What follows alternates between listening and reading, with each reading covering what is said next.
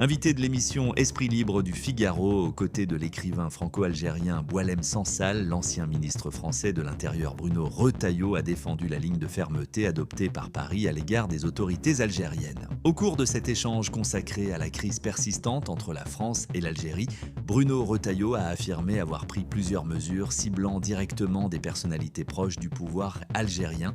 Il a notamment indiqué avoir ordonné le renvoi vers l'Algérie d'un ancien chef de cabinet du président algérien Abdelmadjid Tebboune ainsi que l'expulsion du fils du général Saïd Chengria. Selon Bruno Retailleau, ces décisions s'inscrivent dans une stratégie visant à répondre avec davantage de fermeté aux tensions diplomatiques entre Paris et Alger dans un contexte marqué par les différends migratoires, les refus de réadmission de ressortissants algériens et l'affaire Boualem Sansal.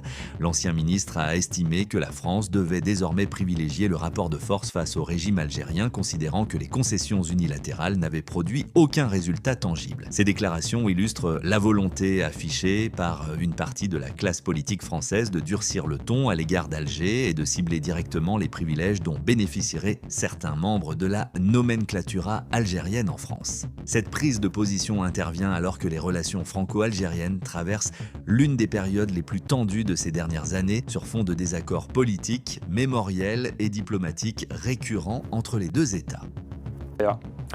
Toutes les mesures, comment dirais-je, un peu dures, j'en ai prises, et d'ailleurs je l'ai fait de mon propre chef, et ça a déplu.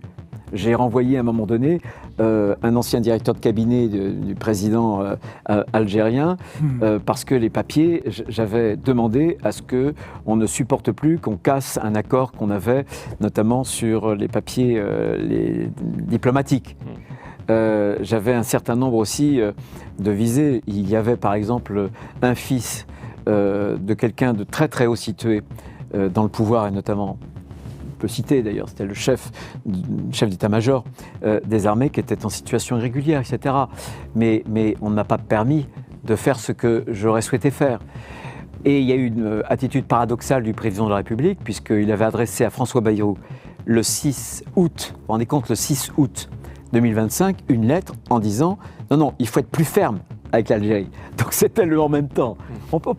Quand on n'a pas de ligne, enfin, je veux dire comment tenir une ligne diplomatique quand on fait des zigzags ou des têtes à queue, c'est pas possible.